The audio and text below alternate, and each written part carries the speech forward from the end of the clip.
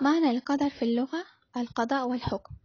معنى القدر في الاصطلاح إيجاد الله الأشياء على قدر مخصوص وتقدير معين أراده الله وفق ما سبق به علم الله تعالى، أو علم الله تعالى بالأشياء وكتابته لها قبل كونها. معنى القضاء في اللغة التمام والحكم والخلق. معنى القضاء في الاصطلاح إرادة الله الأشياء في الأزل على ما هي عليه، يعني تقدير الله للكائنات حسبما سبق علمه واقتضت حكمته. طيب يعني إيه الخير في مرض أو موت أو انفصال أو فشل أو خسارة؟ كل الأحداث دي في ظاهرها شر، ولكن تحمل في باطنها رحمات ومنح لا تتخيلوها من ربكم الرحمن الرحيم. من أحلى الصور بتحاول تنقل لنا المعنى ده سورة الكهف، والجزء المتعلق بسيدنا موسى ورحلته مع الخضر، وقد إيه كان فيها أحداث كتير تبان شر لم يصبر عليها سيدنا موسى وسأل عليها، وكان فيها رحمة ولطف. ومن الأحداث اللي مرت على سيدنا موسى عليه السلام قتل الغلام وخرق السفينة وهدم الجدار.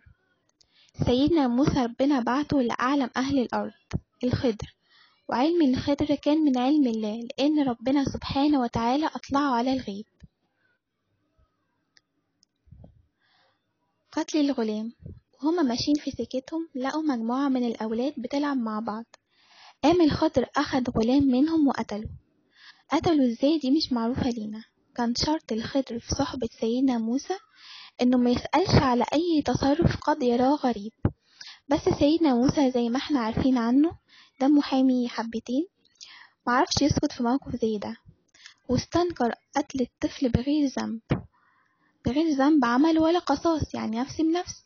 طيب ليه قتلته؟ ففكروا سيدنا الخضر بالشرط اللي بينهم، وبعدين طلعوا على البحر وركبوا سفينة.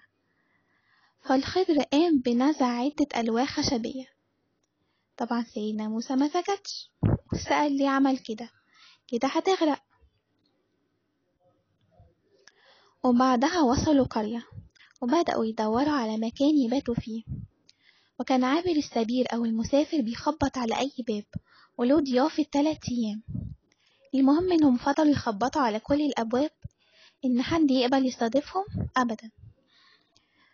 فمروا على جدار مهدم، فقام الخضر بمساعدة سيدنا موسى والغلام ببناء الجدار تاني. فقال سيدنا موسى كنا خدنا أجر على بناء الجدار نجيب أكل وندفع تمن إقامتنا في أي بيت. فكان الفراق بينه وبين الخضر، وبدأ بقى يكشف له أسباب التصرفات اللي عملها.